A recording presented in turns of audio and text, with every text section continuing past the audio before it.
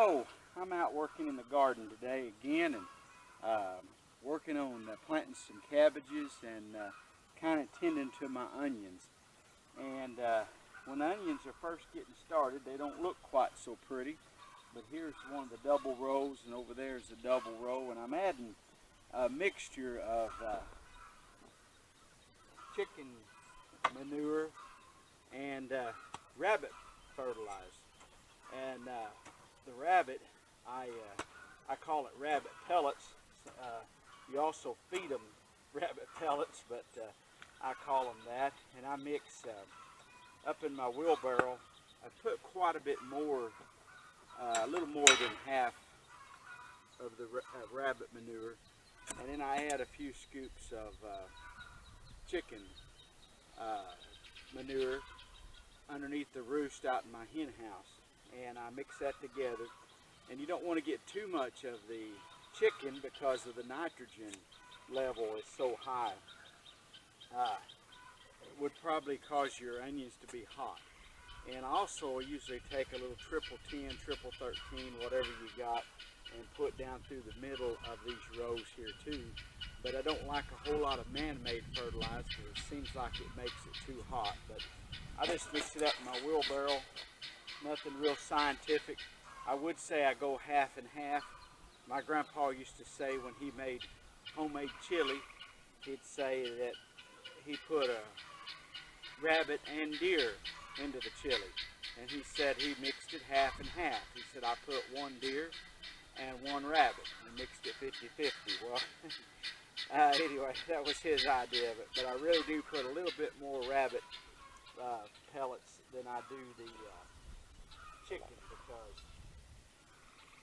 that can make a little bit of a difference. And I just go down through here real gently. Then I'll come back with my hands and kind of rake that around. May bring in some just plain old rabbit pellets and put down through here, because they kind of serve as a mulch. When you get this really fertilized good, your weeds and grass won't come up more. And the rabbit pellets will help mulch it kind of. And I don't like to have to buy any more mulch than I have to. So out in the garden, I use what I got. I got lots of rabbit pellets. And the rabbits will be having little ones before long, and we'll have a whole lot more when it comes time to plant the tomatoes. But I just come down through here kind of lightly and fill in this little furrow that I've got going. And it's supposed to rain this weekend. These are needing a little bit of water, but we're supposed to have a big old rain come in. So if it does, these will do excellent. And I put some down here on this other little old row I got. Don't want to bore you to death with this, but it seems like this kind of stuff really gives the onions a boost and will help them come on without you having too hot of a onion. And I hope I'm getting all this on camera. Kind of new to this video stuff, so it's taking me a little while to get it all down.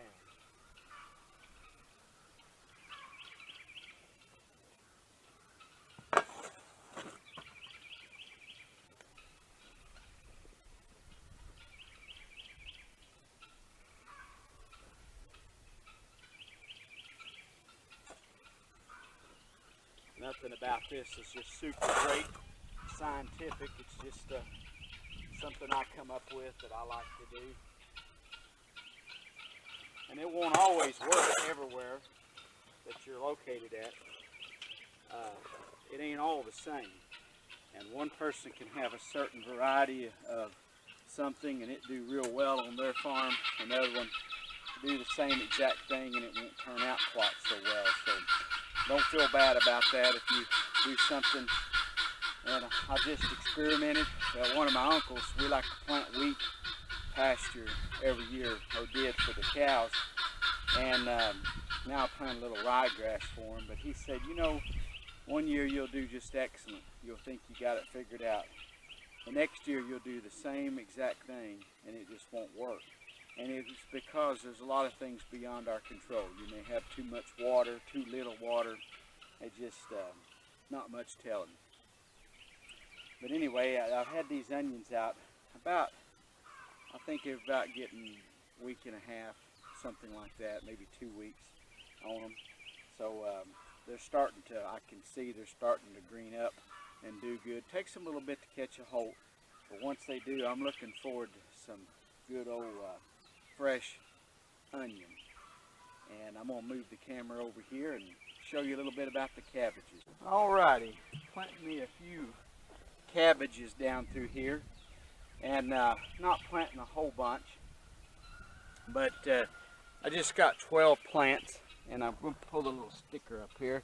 I got these Bonnies.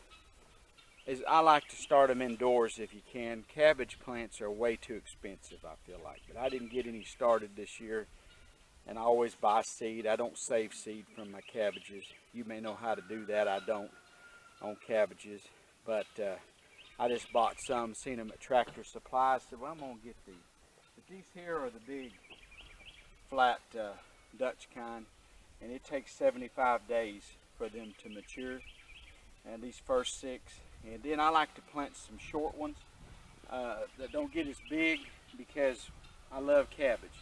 And one little old head that big will make me and my wife a good meal. I love cabbage fried. I love it boiled. I love it in about any way. I've not ever ate cabbage that I didn't like it. So, and I like kraut. So I've got these other 6 here that are just for eating. And I've got one here I haven't put in the ground yet, because I was wanting to show you how I do this. And I take these here post hole diggers, and I dig down about into here deep. So you're looking about 6 inches or so deep. The little plants, as you can tell here, you're only about that deep. You know, tomatoes, you can break the leaves off and plant them very deep. These little old cabbages are so little dinky, and they got that root ball there. But I dig a deep hole, put them up here, and those roots will go down. When I pull these up in the fall, or later on in the summer, when they've made their heads, I'll cut the head off, and then I'll come back and pull that, and that root will go way down in the ground. And that way they get plenty of water, because most of what cabbage is just water. And these here are 45-day cabbages, and they won't make us, they're like the early Wakefield, Jersey Wakefield. So any kind of quick, short day variety is fine. But these big ones you can use for, make 2 or 3 meals out of them, make some slaw, make some whatever. My wife has tried making kraut. Of all the things that you can, she is not very good at making kraut. Has not been successful yet. And she just kind of gave up, but she's going to keep trying. There's nothing better than home canned kraut. I like it at the store, the kinds you buy there, that's fine, but nothing like home canned kraut. And I buy these plants, and you might say, well, you can almost buy the cabbage for what the plants cost, because you're going to get these planted out here, and there's going to be 1 or 2 the bugs will probably eat up. But the store-bought does not compare to this right here. This is going to be the best cabbage every year. I mean, anybody, other people raise cabbage and they've given me theirs. I just think homegrown cabbage is the best, better than store-bought. One thing I'll give you a little hint that I do, little trick, is the bugs will get started. And so I'll come out and 7 dust the plants. And the worst one, I'll usually be one that's gotten so bad before I noticed it. I won't do nothing to it. And it seems like the bugs will attract to that one more.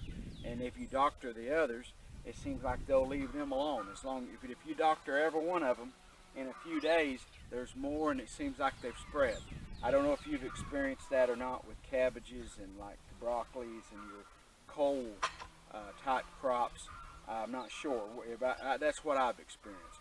Now I do, about the only thing I have to use a pesticide on is my cabbages. And if I do a little broccolis and stuff like that. Last year I had a rabbit come in. and it was so gentle and so cute. But he ate all the leaves off. I had the cabbages and broccoli plant over on that side of the garden, and he was just cleaning them out. And anyway, he had to go to rabbit heaven, and I tried to keep him out of the garden, couldn't. One day he ran out, I ran him out, and he got caught in the fence and was hung up. So I went and let him go out of the fence, thought, well, maybe he's learned his lesson, but he didn't. He kept coming back. We have a lot of rabbits around here, wild rabbits. But anyway, I'll leave one and let the bugs eat on it. Seems like that doesn't hurt. And the only thing I have to use pesticides on that matters really around here too much is this type stuff. And right now it won't be no big deal. But as soon as it gets warm and they're starting to make a pretty good head, it seems like the bugs come in. I do have an idea. I have thought about making me some little boxes that are wooden and have screen wire around them and set that over the top of my cabbages, just like make 12 of them or something, or start off the first year, maybe make 6 of them, then next year make some more. You got to have them big enough for the big cabbages so they can spread out. The little cabbages probably wouldn't be a problem, but see if you had screen wire around them, if that would make a difference. If you've tried something like this and you got an idea that would help with it, that you don't have to use it. What I use for pesticide is 7 dust, and 7 dust to me is pretty safe stuff. And then the bugs don't like it, but you know, I still am cautious with any kind of poisons because but our neighbors, they live to be a ripe old age, and they used 7 dust. That was their main type of pesticide that they used out in the garden. So anyway, I'm going to get the camera up here a little closer, and I'm going to show you planting this. Man, this video may not mean nothing to a lot of folks, but there's some people that have never planted a garden before, or just don't think about some of the things you can do that will enhance your garden. You've been gardening for years, it's probably boring you to death, and you don't want to watch all this. I was going to show planting all these cabbages, but I was like, hey, there's no need. I'll just show you this right here, show you what I do, and maybe you'll get something out of it. And I'll, on the next clip I show here, will be actually trying to plant this cabbage. Okay, back in the garden here. You can see some of these that I've already planted.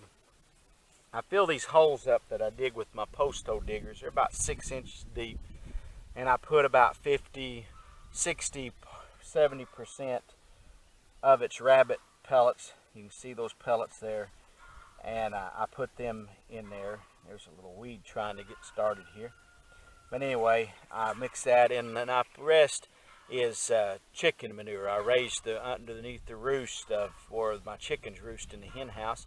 I shovel some of that out.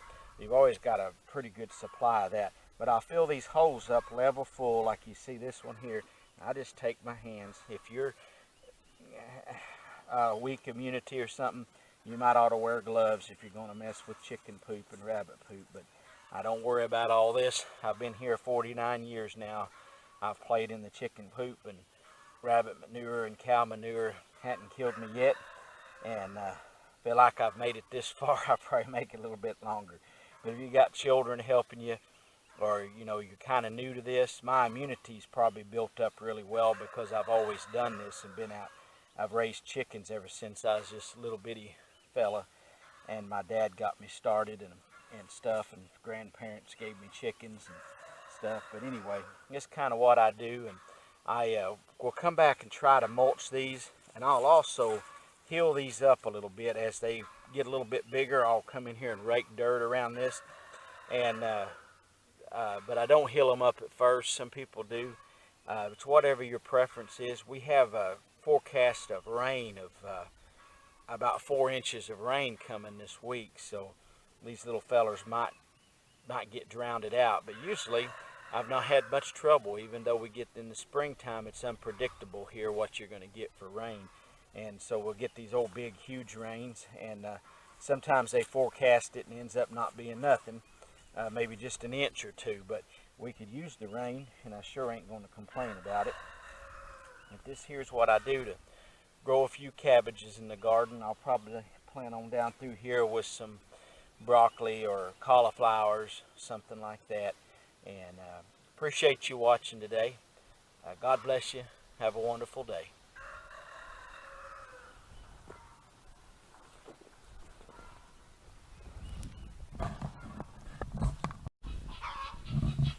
Alrighty, thought I'd show you here a little bit of our garlic coming up.